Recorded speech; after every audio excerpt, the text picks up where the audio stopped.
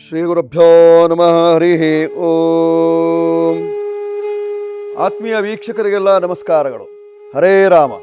ತಿಥೇಶ್ಚೈಶ್ವರ್ಯಮಾಪ್ನೋತೆ ವಾರಾದಾಯುಷ್ಯವರ್ಧನಂ ನಕ್ಷತ್ರಾಧರತೆ ಪಾಪಂ ಯೋಗಾತ್ ರೋಗ ನಿವಾರಣಂ ಕರಣಾತ್ ಕಾರ್ಯಸಿದ್ಧಿಂಚ ಪಂಚಾಂಗ ಫಲಮುತ್ತಮಂ ನಮಃ ಸೂರ್ಯಾಯ ಚಂದ್ರಾಯ ಮಂಗಳಾಯ ಬುಧಾಯ ಚ ಗುರು ಶುಕ್ರ ಶನಿಭ್ಯಶ್ಚ ರಾಹವೇ ಕೇತವೇ ನಮಃ ಆದಿತ್ಯಾದಿ ನವಗ್ರಹ ದೇವತಾಭ್ಯೋ ನಮಃ ನಮಸ್ಕರೋಮಿ.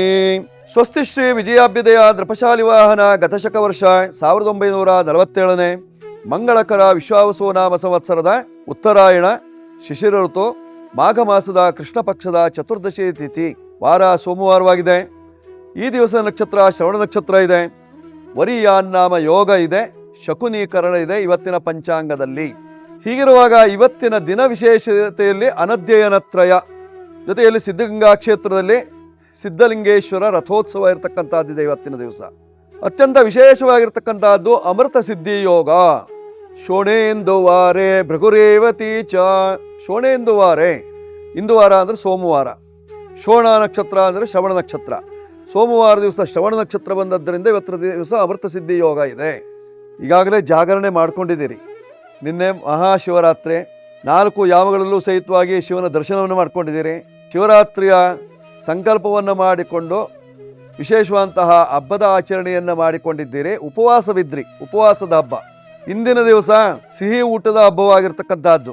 ಶಿವನ ಪ್ರೀತಿಗಾಗಿ, ಶಿವನನ್ನು ಆರಾಧಿಸಿದ್ದಕ್ಕಾಗಿ, ಶಿವನ ಅನುಗ್ರಹಕ್ಕಾಗಿ ಸಿಹಿ ಊಟವನ್ನು ಮಾಡುವಂತಹ ಒಂದು ವಿಶೇಷವಾದಂತಹ ದಿವಸ ಇದು. ಅನಧ್ಯಯನತ್ರಯ ನೋಡಿ, ಅನಧ್ಯಯನತ್ರಯ ಅಂದ್ರೆ ಇವತ್ತು ಚತುರ್ದಶಿ ತಿಥಿ ಇದ್ದದ್ದರಿಂದ ಅನಧ್ಯಯನತ್ರಯವಾಗಿರ್ತಕ್ಕಂಥದ್ದು. ವೇದ ಪಾಠಶಾಲೆಗಳಿಗೆ ರಜೆ ಇರ್ತದೆ, ವೇದಾಧ್ಯಯನಕ್ಕೆ ರಜೆ ಇರ್ತದೆ.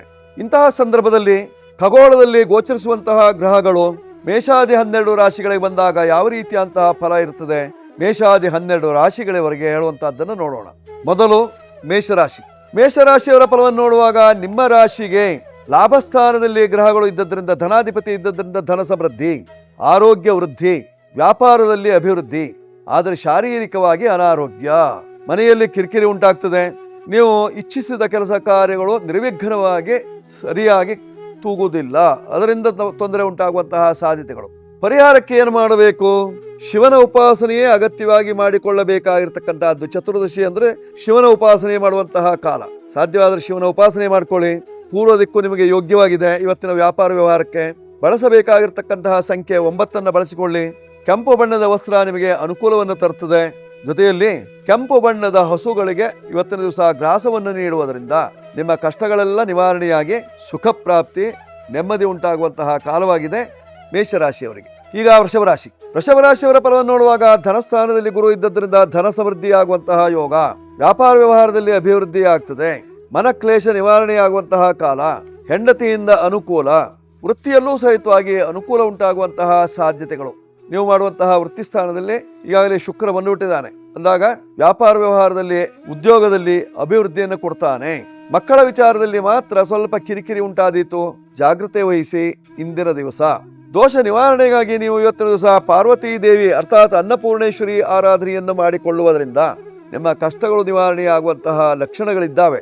ನೀವು ಸಹಿತವಾಗಿ ಪೂರ್ವ ದಿಕ್ಕಿನಲ್ಲಿ ವ್ಯವಹಾರವನ್ನು ಇಟ್ಟುಕೊಳ್ಳಿ. ಜೊತೆಯಲ್ಲಿ ಬಿಳಿ ಬಣ್ಣದ ವಸ್ತ್ರಗಳು ನಿಮಗೆ ಅನುಕೂಲವನ್ನು ತರುತ್ತದೆ. ನಿಮ್ಮ ರಾಶಿಯ ಅಧಿಪತಿಯ ಸಂಖ್ಯೆ 6 ಆದ್ದರಿಂದ 6 ಬಳಸಿಕೊಳ್ಳಿ, ಶುಭವಾಗುತ್ತೆ ಇವತ್ತಿನ ಕಾಲಘಟ್ಟದಲ್ಲಿ. ಈಗ ಮಿಥುನ ರಾಶಿ. ಮಿಥುನ ರಾಶಿಯವರ ಫಲವನ್ನು ನೋಡುವಾಗ ನಿಮ್ಮ ರಾಶಿಯಲ್ಲೇ ಗುರು ಇದ್ದಾನೆ, ಸರ್ವೇಶ್ವರ ಕಾರಕ, ಸಕಲ ಕಾರ್ಯದಲ್ಲೂ ಜಯವನ್ನು ಕೊಡುವವನು. ವ್ಯಾಜ್ಯದಲ್ಲಿ ಜಯ ಉಂಟಾಗ್ತದೆ, ವ್ಯಾಪಾರದಲ್ಲಿ ಅಭಿವೃದ್ಧಿ ಆಗ್ತದೆ, ಉದ್ದಿಮೆದಾರರಿಗೆ ಅನುಕೂಲ ಉಂಟಾಗ್ತದೆ. ಮಂಡಿಯಲ್ಲಿ ವ್ಯಾಪಾರ ವ್ಯವಹಾರವನ್ನು ಮಾಡತಕ್ಕಂಥವರಿಗೆ ಸಾಕಷ್ಟು ಅನುಕೂಲ. ತೆಂಗಿನಕಾಯಿ ವ್ಯಾಪಾರ ಅಥವಾ ಅಡಿಕೆ ಇತ್ಯಾದಿ ತೋಟಗಾರಿಕಾ ವಸ್ತುಗಳ ವ್ಯಾಪಾರ ವ್ಯವಹಾರವನ್ನು ಮಾಡತಕ್ಕಂಥವರಿಗೆ ಅನುಕೂಲ. ದೋಷ ಇದೆ ಕೆಲವರಿಗೆ.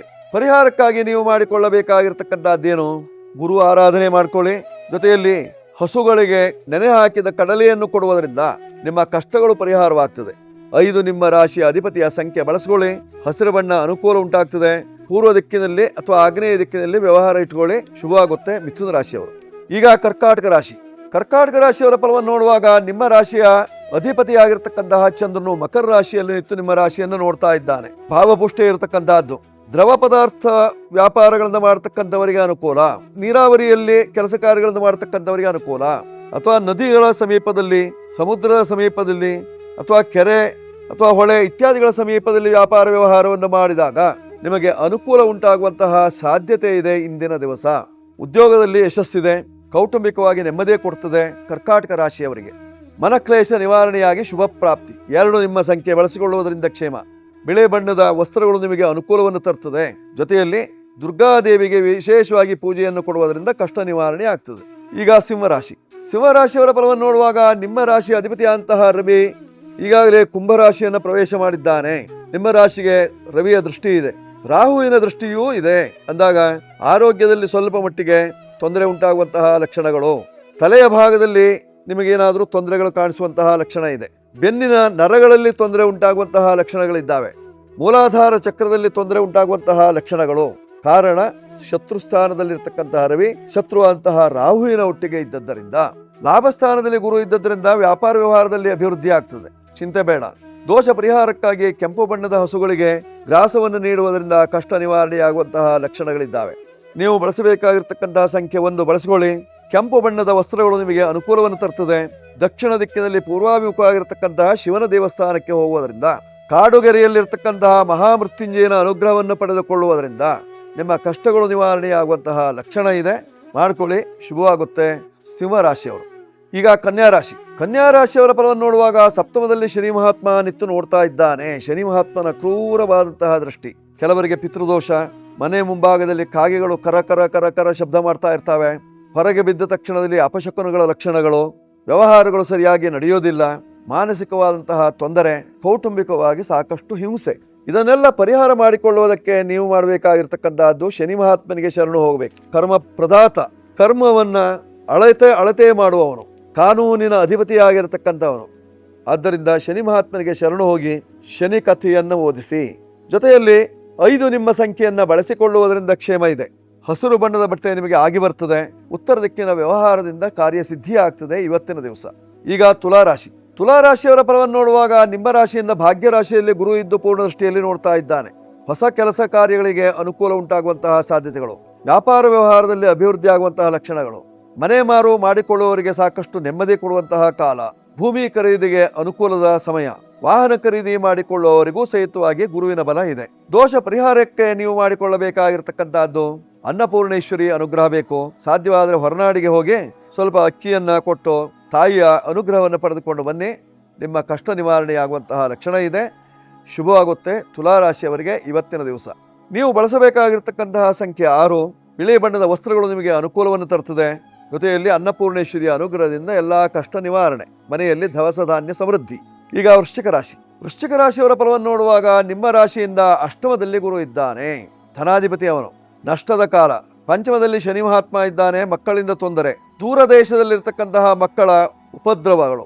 ಆಗಾಗ ನಿಮಗೆ ಕರೆ ಮಾಡ್ತಾರೆ, ಏನೋ ಒಂದು ಕೆಟ್ಟ ವಿಚಾರವನ್ನು ಹೇಳ್ತಾರೆ, ಮನಸ್ಸಿಗೆ ಘಾಸಿ ಉಂಟಾಗ್ತದೆ, ನಿಮಗೂ ಸಹಿತವಾಗಿ ಮನಸ್ಸು ಕೆಡುತ್ತದೆ, ಆರೋಗ್ಯವೂ ಕೆಡ್ತದೆ. ಭಾಗ್ಯಾಧಿಪತಿ ಅಂತಹ ಚಂದ್ರನು ತೃತೀಯ ಭಾವದಲ್ಲಿದ್ದರಿಂದ ಹೆಣ್ಣು ಮಕ್ಕಳಿಗೆ ಅನುಕೂಲ. ದೋಷ ನಿವಾರಣೆಗಾಗಿ ನೀವು ಆಂಜನೇಯನ ಉಪಾಸನೆ ಮಾಡಿಕೊಳ್ಳುವುದರಿಂದ ಕ್ಷೇಮ. ಸಾಧ್ಯವಾದರೆ ಸುಂದರಕಾಂಡ ಪಾರಾಯಣ ಮಾಡಿಸ್ಕೊಳ್ಳಿ, ಅಥವಾ ಕಪಿಗಳಿಗೆ ಕಡಲೆಕಾಳನ್ನು ಹಾಕುವುದರಿಂದ ಕ್ಷೇಮ ಉಂಟಾಗ್ತದೆ. ಸಾಧ್ಯವಾದರೆ ಮೃತ್ಯುಂಜಯ ದೇವಸ್ಥಾನಕ್ಕೆ ಹೋಗಿ ಪಂಚಾಮೃತ ಅಭಿಷೇಕವನ್ನು ಮಾಡಿಸ್ಕೊಳ್ಳಿ. ನಿಮ್ಮ ಕಷ್ಟ ನಿವಾರಣೆಯಾಗಿ ಸುಖ ಪ್ರಾಪ್ತಿಯಾಗುವಂತಹ ಲಕ್ಷಣ ಇದೆ ಇಂದಿನ ಕಾಲ ಜ್ಞಾನದಲ್ಲಿ. ಈಗ ಧನುರಾಶಿಯವರ ಫಲವನ್ನು ನೋಡುವಾಗ ಭಾವಪುಷ್ಟಿ ಯೋಗ ಇದೆ. ಸಪ್ತಮದಲ್ಲಿ ಗುರು ನಿತ್ತು ನೋಡ್ತಾ ಇದ್ದಾನೆ. ದೈವಾನುಕೂಲ ಚೆನ್ನಾಗಿದೆ. ವ್ಯಾಪಾರ ವ್ಯವಹಾರಗಳು ಸಾಕಷ್ಟು ಅನುಕೂಲವನ್ನು ತರ್ತದೆ. ಅದರಲ್ಲೂ ಸಹಿತವಾಗಿ ವೈದ್ಯಕೀಯ ಚಿಕಿತ್ಸೆ ಮಾಡಿಸಿಕೊಳ್ಳುವವರಿಗೆ ಸಾಕಷ್ಟು ಅನುಕೂಲ ಇರತಕ್ಕಂತಹದ್ದು, ವೈದ್ಯರಿಗೂ ಅನುಕೂಲ ಇರತಕ್ಕಂತಹದ್ದು, ವೈದ್ಯ ಶಾಲೆಗೆ ಹೋಗಿ ಬರುವವರಿಗೂ ಅನುಕೂಲವನ್ನು ತರುವಂತಹ ದಿವಸ. ಗುರುವಿನ ಅನುಕೂಲ ಚೆನ್ನಾಗಿದೆ. ಗಜಕೇಸರಿ ಯೋಗದ ಕಾಲ ಧನುರಾಶಿಯವರಿಗೆ. ದೋಷ ಪರಿಹಾರಕ್ಕಾಗಿ ನೀವು ಮಾಡಿಕೊಳ್ಳಬೇಕಾಗಿರ್ತಕ್ಕಂತಹದ್ದು ಉತ್ತರ ದಿಕ್ಕಿನಲ್ಲಿರ್ತಕ್ಕಂತಹ ಗೋಶಾಲೆಗೆ ಹೋಗಿ ಬನ್ನಿ. ಗೋವುಗಳಿಗೆ ಗ್ರಾಸವನ್ನು ನೀಡಿ. ಜೊತೆಯಲ್ಲಿ ಗೋಪೂಜೆಯನ್ನು ಮಾಡಿಕೊಳ್ಳುವುದರಿಂದ, ಮನೆಯಲ್ಲಿರತಕ್ಕಂತಹ ಹಿರಿಯವರಿಗೆ ನಮಸ್ಕಾರವನ್ನು ಮಾಡುವುದರಿಂದ, ತಂದೆ ತಾಯಿಗಳಿಗೆ ನಮಸ್ಕಾರ ಪೂಜೆ ಇತ್ಯಾದಿಗಳನ್ನು ಮಾಡಿಕೊಳ್ಳಿ.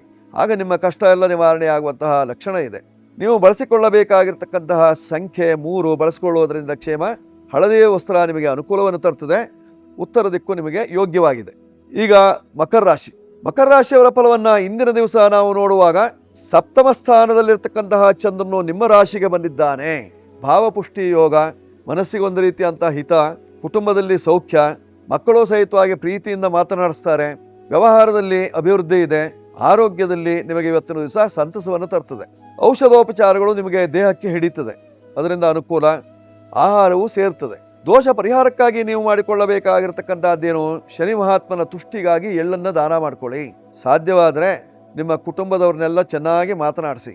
ಅವರು ಬಂಧು ಬಾಂಧವರು ನಿಮ್ಮೊಟ್ಟಿಗೆ ಮಾತನಾಡಿದಾಗ ನಿಮಗೂ ಹಿತವಾಗ್ತದೆ. ನೀವು ಬಳಸಿಕೊಳ್ಳಬೇಕಾಗಿರ್ತಕ್ಕಂತಹ ಸಂಖ್ಯೆ 8 ಬಳಸಿಕೊಳ್ಳುವುದರಿಂದ ಕ್ಷೇಮ ಇದೆ. ಕಪ್ಪು ಬಣ್ಣದ ವಸ್ತ್ರ ಆಗಿ ಬರ್ತದೆ.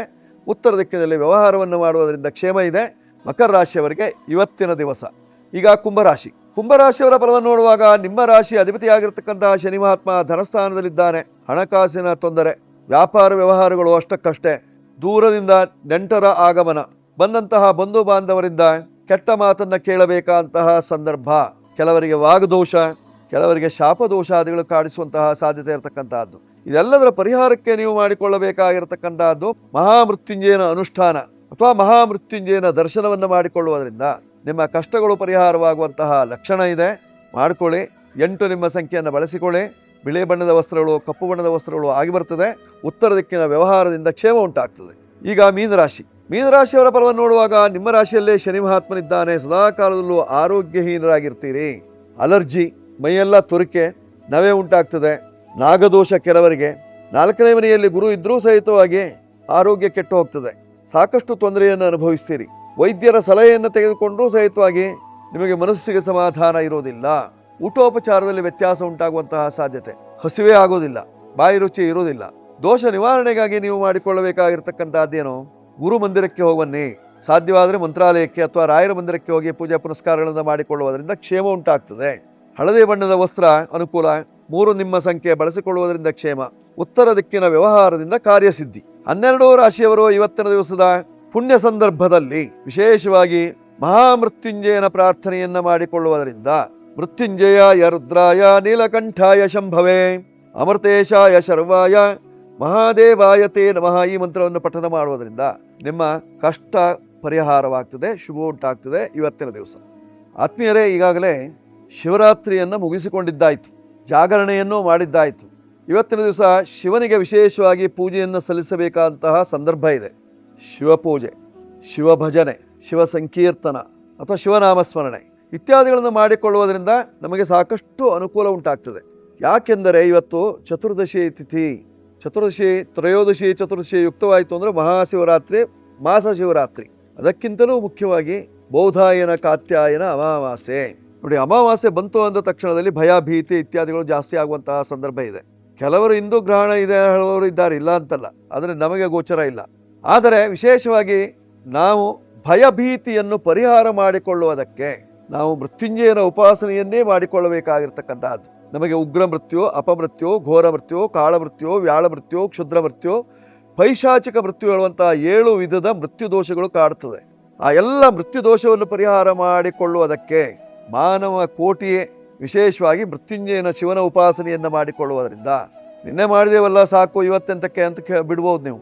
ಆದರೆ ನಿನ್ನೆ ಮಾಡಿದ್ದು ಜಾಗರಣೆಯಲ್ಲಿ, ಆದರೆ ಇಂದು ಮಾಡ್ತಾ ಇರತಕ್ಕಂಥದ್ದು ನಮ್ಮ ಕ್ಷೇಮಕ್ಕಾಗಿ. ಮೃತ್ಯುಂಜಯನ ಉಪಾಸನೆಯನ್ನು, ಶಿವನ ಉಪಾಸನೆಯನ್ನು ಮಾಡಿಕೊಳ್ಳುವುದರಿಂದ ನಮ್ಮ ಕಷ್ಟಗಳೆಲ್ಲ ಪರಿಹಾರವಾಗುವಂತಹ ಸಾಧ್ಯತೆ ಇರತಕ್ಕಂಥದ್ದು. ನಮ್ಮ ಮನೋ ನೆಮ್ಮದಿಗೆ, ನಮ್ಮ ಮಕ್ಕಳ ನೆಮ್ಮದಿಗೆ ಅಥವಾ ಕೌಟುಂಬಿಕವಾದಂತಹ ನೆಮ್ಮದಿಗೆ, ನಮ್ಮ ವ್ಯವಹಾರ ಕ್ಷೇತ್ರದ ನೆಮ್ಮದಿಗಾಗಿ, ನಮ್ಮ ಅಭಿವೃದ್ಧಿಗಾಗಿ ನಾವು ಮಾಡಬೇಕಾಗಿರ್ತಕ್ಕಂಥದ್ದು ಇಂದೂ ಸಹ ಶಿವನ ಉಪಾಸನೆಯನ್ನು ಮಾಡಿಕೊಳ್ಳಬೇಕು. ಆಗ ನಮ್ಮ ಕಷ್ಟಗಳೆಲ್ಲ ಪರಿಹಾರವಾಗುವಂತಹ ಸಾಧ್ಯತೆ. ಶಿವಮಾನಸ ಸ್ತೋತ್ರವನ್ನು ಪಠನ ಮಾಡಿಕೊಳ್ಳಿ. ಓಂಕಾರಂ ಬಿಂದು ಸಂಯುಕ್ತಂ ನಿತ್ಯೋ ಧ್ಯಾಯಂತಿ ಯೋಗಿನಃ ಕಾಮದಂ ಮೋಕ್ಷದಂಚೈವ ಓಂಕಾರಾಯ ನಮೋ ನಮಃ. ಆ ಓಂಕಾರ ಸ್ವರೂಪಿಯಾಗಿರ್ತಕ್ಕಂತಹ ಪರಮೇಶ್ವರನ ಧ್ಯಾನದಿಂದ ನಮ್ಮೆಲ್ಲ ಕಷ್ಟಗಳು ದೂರವಾಗ್ತದೆ, ಶುಭ ಉಂಟಾಗ್ತದೆ ಇವತ್ತಿನ ದಿವಸ. ಶುಭವಾಗಲಿ. ವೀಕ್ಷಕರೇ, ಈಗಾಗಲೇ ಈ ವಿಷಯ ನಿಮಗೆಲ್ಲ ಇಷ್ಟವಾಗಿದ್ದಲ್ಲಿ ಬೆಲ್ ಬಟನ್ ಒತ್ತಿ, ಲೈಕ್ ಮಾಡಿ, ಶೇರ್ ಮಾಡಿ, ನಿಮ್ಮ ಹಿತವಾದವರಿಗೆಲ್ಲ ಕಳಿಸಿ. ಜೊತೆಯಲ್ಲಿ ನಮ್ಮ ನಂಬರ್ ಬರ್ತಾ ಇದೆ, ಬೇಕಾದರೂ ಉಪಯೋಗಿಸ್ಕೊಳ್ಳಿ. ಶುಭವಾಗುತ್ತೆ, ಮಂಗಳವಾಗಲಿ. ಸರ್ವೇ ಜನಾಃ ಸುಖಿನೋ ಭವಂತು, ಸಮಸ್ತ ಸನ್ಮಂಗಳಾನಿ ಭವಂತು. ಎಲ್ಲರೂ ಸುಖವಾಗಿರಿ, ಎಲ್ಲರೂ ನೆಮ್ಮದಿಯಿಂದಿರಿ, ಆರೋಗ್ಯವನ್ನು ಕಾಪಾಡಿಕೊಳ್ಳಿ. ಹರೇ ರಾಮ ಹರೇ ರಾಮ ಹರೇ ರಾಮ. ಶುಭವಸ್ತು.